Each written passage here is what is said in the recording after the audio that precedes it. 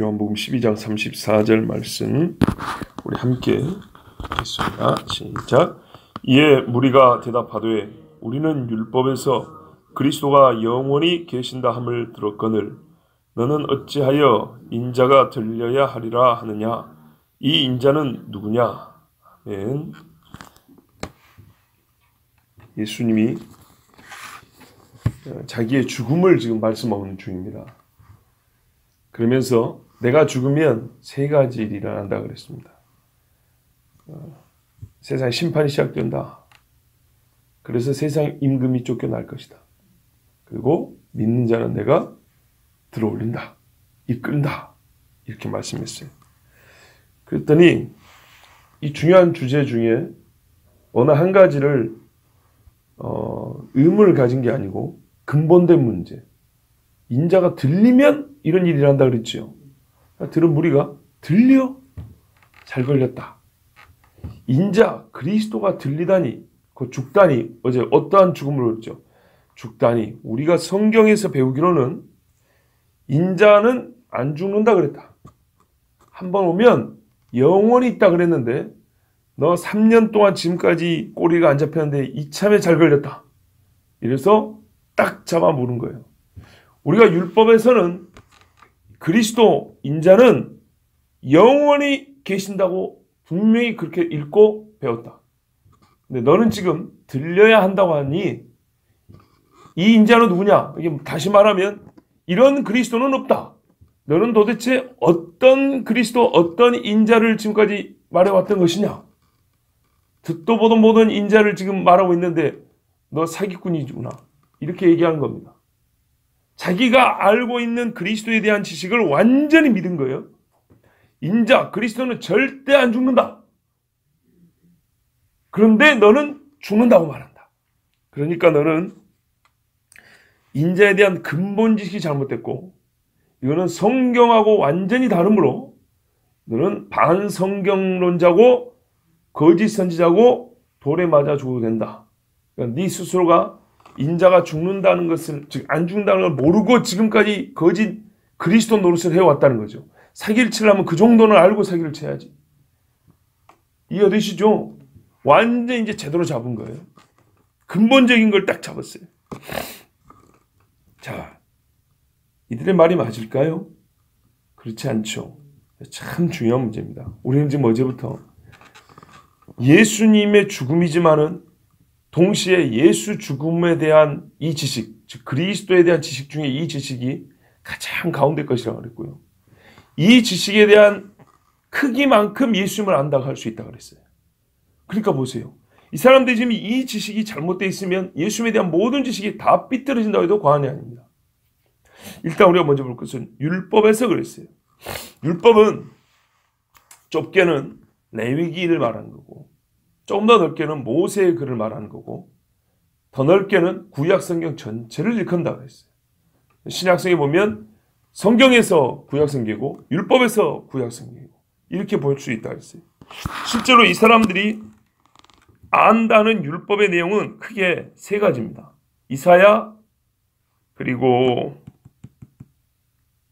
다니엘, 미가서입니다. 먼저 이사야 9장에 보면 7절에 그 정사와 평강의 다음이 무궁하며 또 다윗의 왕좌와 그의 나라에 군림하여 그 나라를 굳게 세우고 지금 이후로 영원히 정의와 공의로 그것을 보존하실 것이라 만군의 여호와의 열심히 이를 이루시리라 그랬어요. 맞죠? 다윗의 보좌 딱 나오죠. 그렇죠? 다윗의 나라를 회복하고 영원히 그 보좌에 앉아있는다. 이렇게 얘기했다. 근데 너는 다윗의 자손이라면 어제 예루살렘 올 때도 다윗의 자손이여 이렇게 불렀지 않습니까? 근데 왜 죽어? 다니엘 7장에 보면 우리가 잘 아는 말씀이죠. 인자 7장 13절 14절 귀에 딱지가 않도록 들은 이야기죠. 인자 같은 이가 있는데 영원부터 계신 이에게 나오매 그 영원부터 계신 즉 성부가 인자 아들에게 뭘 주냐? 그에게 권세와 영광과 나라를 주고 모든 백성과 나라들과 다른 언어를 말하는 모든 자들이 그를 섬기게 하였으니 그의 권세는 소멸되지 아니하는 영원한 권세요 그의 나라는 멸망하지 아니할 것이니라. 다윗의 나라를 세우고 영원히 멸망하지 않는다고 분명히 그랬는데 죽어버리면 어떻게 된다는 얘기. 거기다 미가에 또 미가 보면 베들레헴 에브라다야 하고 메시아 오는 말씀 있죠. 그 한 장 전에 뭐라 했냐. 5장에는 메시아 온다 그랬지만 4장에는 그 메시아가 오면 뭐 한다 그랬냐. 4장 7절에 6절 7절에 여호와께서 말씀하시되 그날에는 내가 저는 자를 모으며 쫓겨난 자와 내가 환난받게 한 자를 모아 발을 저는 자는 남은 백성이 되게 하며 멀리 쫓겨났던 자들이 강한 나라가 되게 하고 나 여호와가 시온산에서 이제부터 영원까지 그들을 다스리리라 하셨나니. 그리고 이런 자가 어디서 오냐 했더니 5장에 가니까 베들레헴에서 온다고 했는데 이런 그리스도 메시아가 히브리어는 메시아요 헬라어는 그리스도가 어떻게 죽는다는 얘기입니다. 우리는 죽는 메시아를 기다리지 않고 한 번 오면 영원히 다스릴 메시아를 기다린다 이렇게 얘기한 거예요. 근본적으로 다른 거예요. 자, 여러분 듣다시피 전부 그리스도가 영원하시다는 말씀 맞죠? 맞아요. 그런데 예수님은 인자가 들려야 한다 그랬어요. 그러면 일단 여기서 또 하나 짚고 넘어갈 것이 그리스도와 인자가 별개 인물이 아니라는 거 아시겠죠? 이 묻는 사람들도 이랬거든요. 그리스도가 영원히 계신다 그랬다. 근데 네가 말하는 인자는 누구냐? 이렇게 물었어요. 그리스도와 인자가 처음부터 별개라면 이렇게 연결해 물을 필요가 없죠. 예수님 지금 자기를 인자라고 말하고 있는 중이란 말이에요. 근데 그리스도는 곧 인자라 분명히 말씀드렸죠. 그러니까는 이 사람들이 저거는 뭘 알고 있냐면 그리스도는 신이요 사람이신 하나님의 아들 곧 인자다. 이걸 말씀하고 있다는 것. 아니 이 동일 인물이라는 것을 안다 그런 말입니다. 그렇죠? 아까 말씀드린 대로 다니엘서만 인자라고 정확하게 기록이 되어 있어요. 다니엘서만 그 말을 써요. 그런데 똑같이 성경에는 메시아가 오면 영원히 계신다고 하고 인자도 영원히 있다 했기 때문에 그리스도와 인자라는 지식은 다 갖고 있어요. 마치 유대인의 왕이 누구냐 어디서 났냐 물었더니 헤롯조차도 그리스도가 어디서 나겠냐 이렇게 박사들이 물은 것처럼 아니 유대 율법사들이 물은 것처럼 그리스도는 곧 유대인의 왕이요. 그리스도는 곧 인자요. 이렇게 알고 있었다는 얘기입니다. 자, 다시 이제 이 사람들이 제기한 문제를 볼게요. 성경은 그리스도이신 인자는 영원하다 했는데 어찌 예수님은 스스로 인자라고 하면서 죽음을 예고하시는가? 진짜 중요한 문제죠. 대답은 생각보다 쉽습니다. 제가 그동안에 숱하게 외쳐온 말을 한번 생각해 보십시오. 성경은 그리스도 예수님, 곧 겉보기는 인자 사람의 아들이고 속으로는 하나님의 아들인 이 양면성을 가진 이중적 정체성을 갖고 계신 예수님을 감추면서 드러내는 호칭이 인자라고 그랬는데 이 인자이신 예수님에 대하여 초림과 재림을 구분하지 않고 한 자리에서 예언을 했다고 그랬어요. 처음 한 게 아닌데요. 예, 권사님 맞죠? 그렇죠? 예. 한 자리에서 초림과 재림을 구분하지 않고 예언할 때가 많으며 또 재림의 때를 예언하는 부분에서는 그 재림의 때에 완성할 일이 초림 때부터 시작되었다고 그랬어요. 그렇기 때문에 중간에 끊지 않는다고 그랬어요. 그리고 진짜 문제는 유대인들 스스로가 자세히 보면 충분히 그리스도가 초림 때 하실 일인지 재림 때 하실 일인지 알 수 있는데 주의를 기울이지 않았거나 초림 때 하실 일은 마음에 들지 않고 재림 때 하실 일만 마음에 들기 때문에 초림 때 하실 일은 일부러 배제해버리고 무시해버리고 재림 때 하실 일만 취하였다 그랬어요. 이게 제일 큰 문제라고 그랬어요. 그러니까 자기들이 원하는 메시아 부분만 딱 갖다 취한 거예요. 그것이 뭡니까? 다윗의 왕국과 그 영광이 회복되는 것, 이스라엘의 원수를 갚는 것, 이런 이기적인 생각으로만 메시아를 찾았어요. 그래서 초림 때 와서 죽으리라 한 그리스도 인자에 대한 이야기는 얼마나 많이 있는지 모르지만 그것은 다 버려버렸다 그랬어요. 자, 그 말 제가 지금까지 이렇게 설명해드린 말씀들의 실제가 지금 오늘 여기서 증명이 되는 겁니다. 여러분 아까 이사야, 다니엘, 미가 이 사람들이 읽은 맥락을 보세요. 전부 다시 오실 메시아가 이루실 일들입니다. 다시 오실 메시아가 이룰 일들입니다. 그들이 그런데 이게 뭐냐면 다시 오실 메시아가 이룰 일들인데 같은 자기들이 생각하고 있는 그 성경에 처음 오실 메시아가 할 일도 같이 기록이 되어 있어요. 그걸 다 빼버린 겁니다. 다시 말씀드릴게요. 이들이 생각하고 있는 메시아가 영원하다는 말씀들은 전부 다 맥락이 다시 오실 메시아 때에 있을 일들입니다. 그러니까는 초림의 메시아하고는 조금 거리가 있는 말씀들. 그러니까는 그거는 아예 읽지 않았다는 얘기입니다. 다시 오실 메시아 부분이란 걸 모른다는 얘기입니다. 그리고 처음 오실 때 메시아는 죽는다는 얘기가 같은 성경에 말하자면 이사야에도 있고 다니엘도 있다 이 말입니다. 근데 그거는 일부러 생각을 안 합니다. 읽지도 않고. 예를 들면 대표적으로 이사야 53장입니다. 그렇죠. 이제 딱 떠오르죠. 아까 이사야 9장에 그의 나라는 영원하다 했는데 이사야 53장에 뭐가 있습니까? 우리가 잘 아는 하나님의 종이 어린 양같이 끌려와서 죽임을 당한다는 이야기. 그가 찔리면 그가 채찍에 맞으면 이 말씀 있죠. 그의 영혼을 속건제로 드리면 많은 사람의 죄를 위함이라. 이사야 53장 전체가 그래요. 그런데 요거는 한 말씀도 생각하지 않습니다. 이 말은 거짓말이 아닙니다. 지금도 이스라엘 사람들이 이사야 53장은 읽는 것이 금지되어 있습니다. 읽으면 반드시 어떤 질문을 하게 되기 때문이냐 하면 이 선지자가 말한 것이 누구를 가리킴이뇨? 에디오피안 여왕인 네시처럼 자기를 가리킴이뇨 또는 다른 사람을 가리킴이뇨 하면 반드시 어떻게 대답이 나오죠? 히스기야 왕 자기를 가리키는 것이 아니라 이사야 자기를 가리키는 것이 아니라 메시아 곧 예수 나사렛 예수를 가리킨다라는 대답을 들을 수밖에 없기 때문에 지금 이스라엘 사람들이는 성경을 연구하는 전문가들 아니고서는 이사야 53장 읽는 것이 금지되어 있습니다. 현재 히브리어로 사용하는 요야킴인가 하는 그 목사님이 있습니다. 이 목사님과 같이 사용하는 사람들이 이사야 53장이 말하는 읽기가 금지되어 있는 이사야 53장이 말하는 그는 누구인가라고 영상을 만들어가지고 인터넷에 배포했는데 그것을 확인한 클릭수가 200만 조회수를 넘었다고 그랬습니다. 유대인들 가운데 궁금한 거예요. 그만큼 이사야 53년 유대인들에게 읽혀지지 않았다는 얘기입니다. 듣고 보니 그런 거예요. 도대체 이게 누구냐 이 말이죠. 에티오피아 네시가 물어봤던 걸 2000년 만에 지금 이렇게 묻기 시작한 거예요. 얼마나 비양심적인가 봐보세요. 그 영원한 나라를 가지고 오실 메시아는 어쩐다고요? 반드시 죽는다고 돼 있다고요. 그 제가 몇 주 전인가 설교할 때 그랬잖아요. 이사야 1장부터 10장까지만 보더라도 한 장마다 심판과 구원에 대한 이야기와 예수님에 대한 이 예언의 이야기가 한 토막씩 각 장마다 들어있다고. 그러니까 아까 제가 이 사람들이 떠올리는 9장도 바로 그거 있잖아요.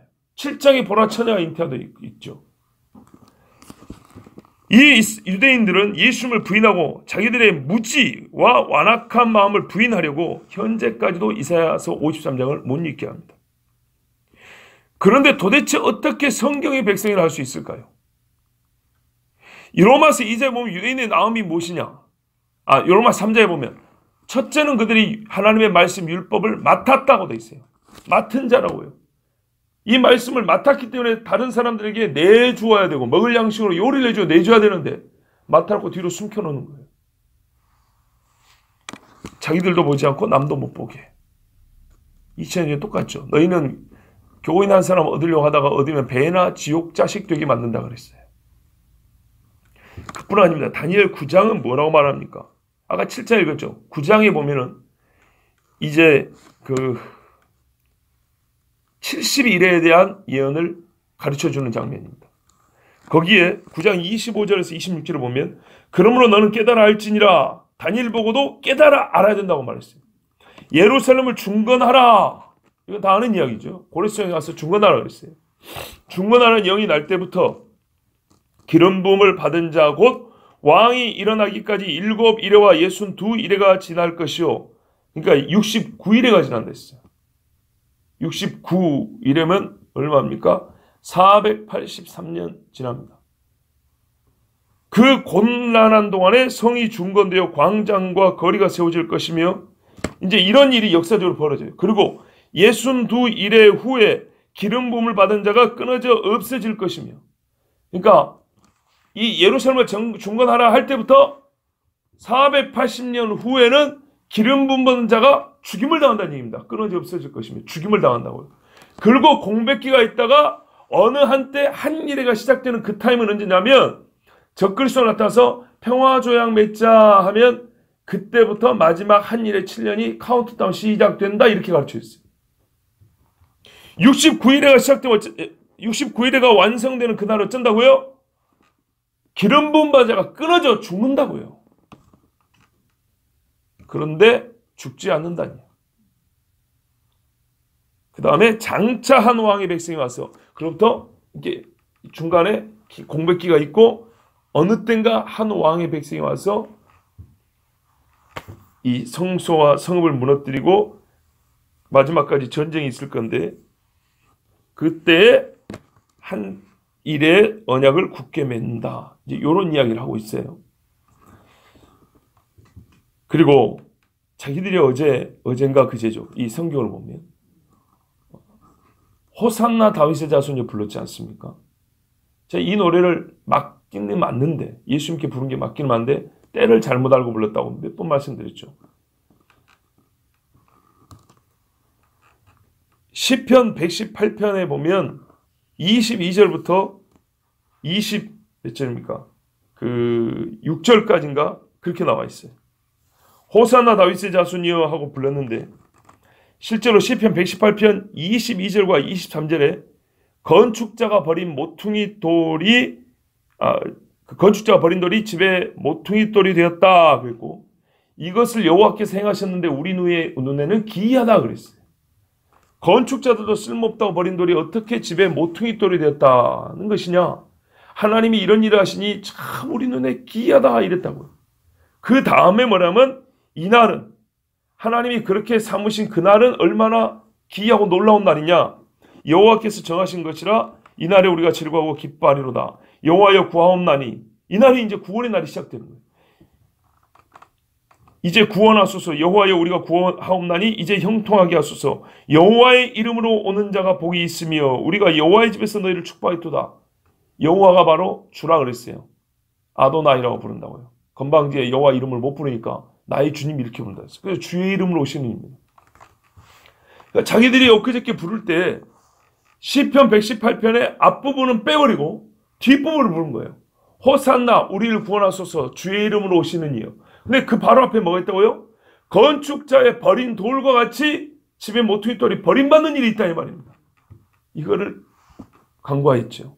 그래서 예수님이 성전에 들어가니까 이제 막 대제사장과 바리새인들이 와가지고 막 따진단 말이에요. 이 노래를 네가 어떻게 듣냐? 영원히 다윗의 왕위에 앉아서 우리를 구원하는 노래 네가 어떻게 들을 수 있냐면서 권위 논쟁을 합니다.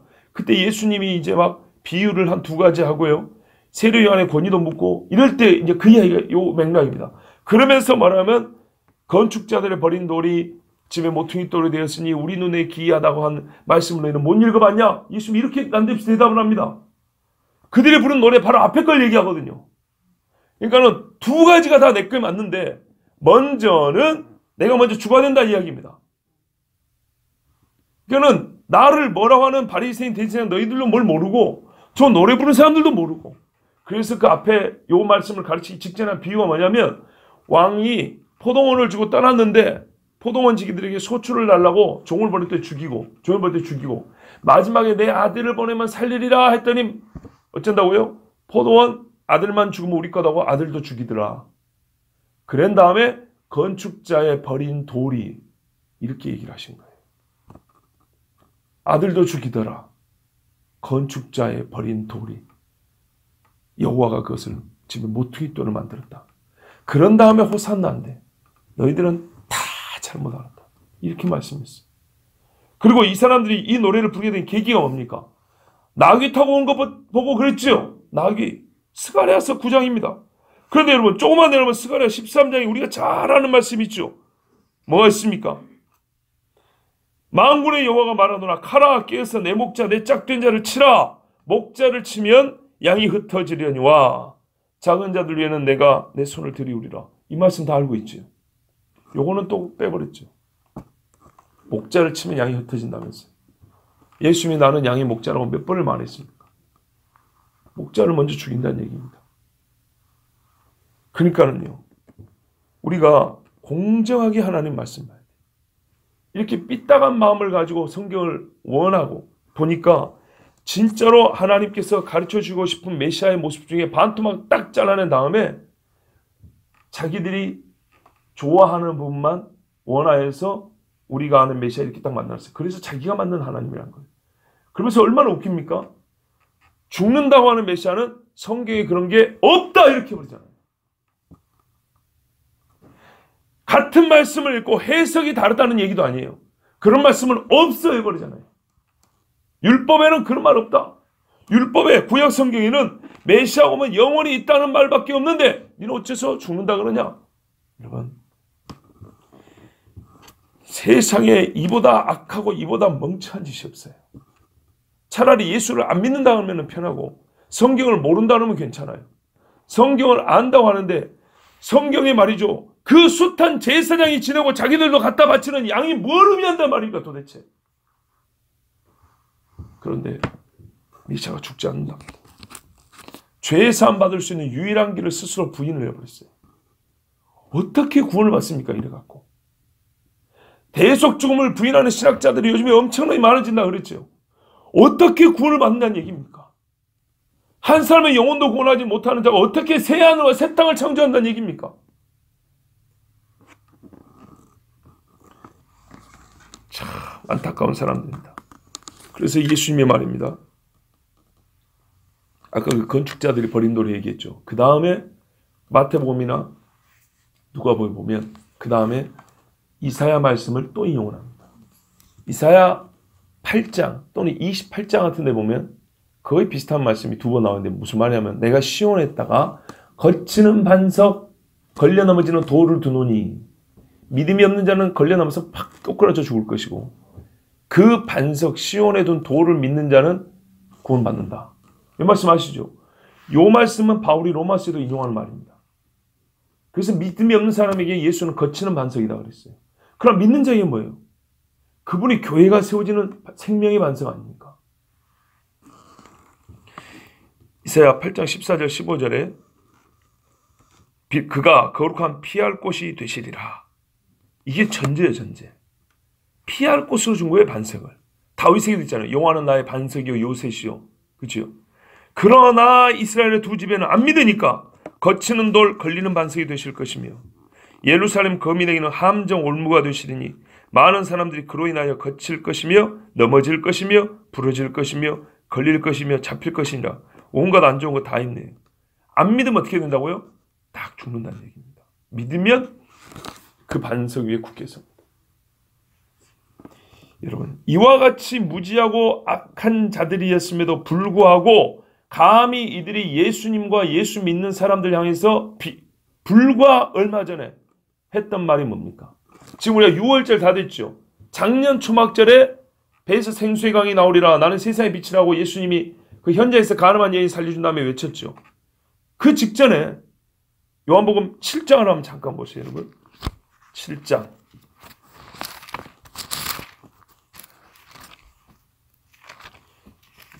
예수님이 요한복음 7장에도 그 6장에서 오병이어 한 다음에 기적을 베푸신 다음에 7장에 자기를 또 막 가르치죠. 생명의 강이 나오리라 하면서 성경 이름같이 예수님 또 성경을 인용했어요. 7장 38절 보세요. 나를 믿는 자는 성경의 이름같이 그 배에서 생수의 강이 흘러나오리라 막 그러면서 말씀하셨는데 이때 바리새인들이 뭐라고 말하는지 아십니까? 예수님의 설교를 듣고 와서 권세 있는 자의 가르칩니다. 우리가 이런 거 못 들어봤다 그랬더니 어떻게 폄하를 했냐면 49절 보세요. 7장 49절 48절 49절 제가 읽어볼게요. 당국자들이나 바리새인 중에 그를 믿는 자가 있느냐? 1차적으로 우리같이 성경 아는 사람 중에 예수 믿는 자가 있냐 없냐? 없다는 얘기죠. 소위 통계를 인용한 겁니다. 통계를 근거로 된 거예요. 여러분, 세상 대부분의 사람은 하나님 없다 그러는데 그럼 그 통계대로 믿고 살 건 아니죠. 참 얼마나 어리석은 거 보세요. 그 다음에 율법을 알지 못하는 이 무리는 저주를 받은 자로다 그랬어요. 어디 감히요. 자, 이 말씀 오늘 34절 읽는데 이게 딱 떠오르는 거예요. 얼마나 무지하고 악한 자들의 말인가. 율법을 알지 못하는 자는 저주를 받는다 그랬죠. 성경은요, 뭐라고 했습니까? 네 말이 내 귀에 들린 대로 한다 그랬죠. 자기 입으로 자기를 저주하게 만듭니다. 예수 믿으면 구원받는다는 것은 구원의 길이 너무 좁다. 선한 행실을 한 사람도 구원받는다고 해야지. 좋은 데 간다고 해야지. 그래서 넓힌다 그랬죠.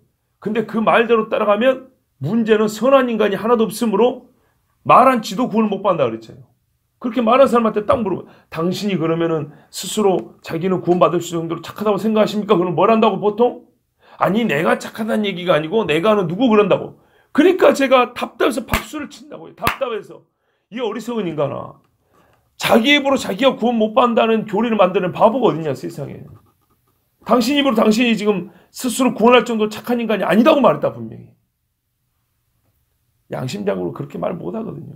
착하다 그러면 어떻게 해서 착하다고 말하는가 물어보면 딱히 대답을 말이 없거든요. 그러니까 보통은 나는 아니고 이러더라고. 그러니까 얼마나 어리석고 안타깝습니까? 누가 착한 일 하래요? 예수 믿으면 구원받는다 그러지. 근데 꼭 착한 일 하면 좋은 데 가야 된다고 그렇게 주장하는 사람들은 스스로 자기 구원의 길도 막는 사람들이라고요. 꼭 그런 사람들이에요. 분명히 말하면 율법을 알지 못하는 무리는 저주받은 자라고 그랬어요. 그랬는데 지금 보세요. 율법의 메시아는 오면은 영원히 있다 그랬는데 예수 너는 어떤 메시아를 말하는 거냐? 성경이 그런 메시아 없다 그랬죠. 그런데 지금 예수님이 만약에 성경을 일일이 들어서 가르쳐 줬을 것 같으면 메시아가 와서 죽는다는 이야기 제가 지금 전한 것보다 훨씬 더 많이 자세하게 풀어 말씀해 주셨을 겁니다. 그러면 누가 도대체 율법을 모르는 겁니까? 그러니까요. 자기들 스스로 자기가 정죄받은 자, 구원 못 받은 자라고 자기 스스로 지옥 갈 사람이라고 말한 꼴이 아닙니까? 그만큼 예수 죽음을 안다는 것이 이렇게 중요한 겁니다. 제발 여러분 예수님을 더욱 알기를 힘쓰십시오. 이 사람들은 예수님에 대한 기본도 몰랐습니다. 메시아는 와서 우리를 위하여 우리 죄를 대신하여 죽는 대속제물이라는 것을 몰랐습니다. 그러니 구원받을 길도 없고요. 심령이 새로워질 길도 얻지 못했고요. 나중에 다시 오실 예수님은 다윗의 왕자를 가지고 와서 이스라엘을 다스려줄 이스라엘을 회복할 메시아로 맡기도 전에 그들은 지옥에 떨어져 버립니다. 그 보호자 앞에서 심판받아 부들부들 떨고 나오게 됩니다. 예수님의 죽으심을 배우십시오. 다시 말씀드리지만 예수 죽음을 알지 못하는 사람은 예수님에 관한 어떤 진리도 알지 못합니다. 그분이 그리스도라는 사실을 절대 알 수 없습니다. 그리스도 메시아로 죽는다는 걸 모르면 그가 왕 되신 것도 알 수가 없습니다. 죽음을 모르는 자에게 부활이 어디 있습니까? 예수님은 전에도 이와 유사한 경우를 가르쳐 준 적이 있습니다.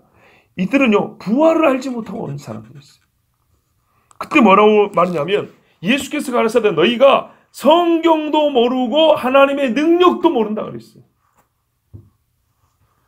성경을 모른다는 증거면 부활을 모른다는 거예요. 하나님의 능력도 모른다. 부활을 모르는 거예요. 여러분 근데 부활이 누구로부터 시작됐습니까? 성경에 분명히 예수께서 부활의 첫 열매라고 그랬어요. 예수님이 죽은 것과 예수님이 부활한다는 것이 어떤 의미인지, 어떠한 죽음이고 어떠한 다시 사람이고 그 살아난 몸의 이 영적인 그러니까 변화된 몸의 성질이 어떤 것인지 도대체 어떤 형태로 새롭게 살아난다는 것인지 전혀 알지 못하기 때문에 부활 때는 7명 중에 어떤 사람의 부인이 됩니까? 라고 이렇게 우스운 질문한다고 했어요. 성경도 모르고 뭣도 몰라요? 하나님의 능력도 모르고. 이미 이들이 말하는 예수님이 말하는 성경은 구약 성경이죠. 구약 성경에도 부활의 몸이 어떤 건지를 가르쳐 줬다는 겁니다. 그런데 부활의 몸은 첫 번째로 입으신 분이 예수님이란 말이에요. 예수님이 죽고 부활했단 말이에요. 그러니까 예수님을 통해서 죽음과 예수님을 통해서 부활을 예수님의 죽음과 예수님의 부활을 알지 못하면 우리는 구원 얻을 길도 모르고 부활한 후에 몸의 상태가 어떤지도 모르고 가장 중요한 내 영혼의 이후의 상태에 대하여 전혀 모른다는 얘기입니다. 여러분, 그래서 예수님의 죽음을 모르는 사람은 성경을 모르는 사람이고 예수님을 통하여 부활을 배우지 못한 사람은 하나님도 모르는 사람입니다. 예수님을 깊이 생각하시고 예수 죽으심을 깊이 묵상하시기 바랍니다. 예수님의 죽으심이 어떠한 죽음인지 모르는 자는 그 인자됨과 온 땅의 왕되심도 알지 못하고 우리가 가진 부활의 소망에 대해서도 알지 못하는 자입니다. 그러므로 내 평생에 예수 알기를 힘써야 합니다. 이 지식이 바로 생명길입니다. 오늘도 늘 아는 예수님이고 늘 들은 말씀이지만 예수님에 관한 이야기 자세히 예수님이 그랬어요. 모든 성경에 자기에 관한 것을 자세히 풀어 설명하십니다. 가르치시라고 했어요. 그렇다면 우리가 성경을 자세히 읽으면 예수님에 관한 이야기를 자세히 배울 수 있다는 얘기입니다.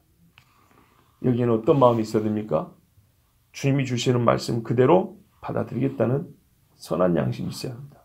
그렇지 않으면 6월절 어린 양을 읽고도 세례 요한이 보라 세상 죄를 좋아하는 하나님의 어린 양이로다를 찾아낼 수가 없습니다.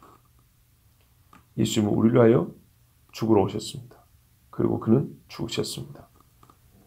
그로 말미암아 우리는 부활을 얻었으므로 생명을 얻고 또한 장차 부활할 것이므로 반드시 예수 죽으심을 예수님이 가르친 대로 믿어야 합니다. 기도하겠습니다. 하나님 아버지 감사합니다. 오늘 우리는 성경을 알지 못하는 자들이 스스로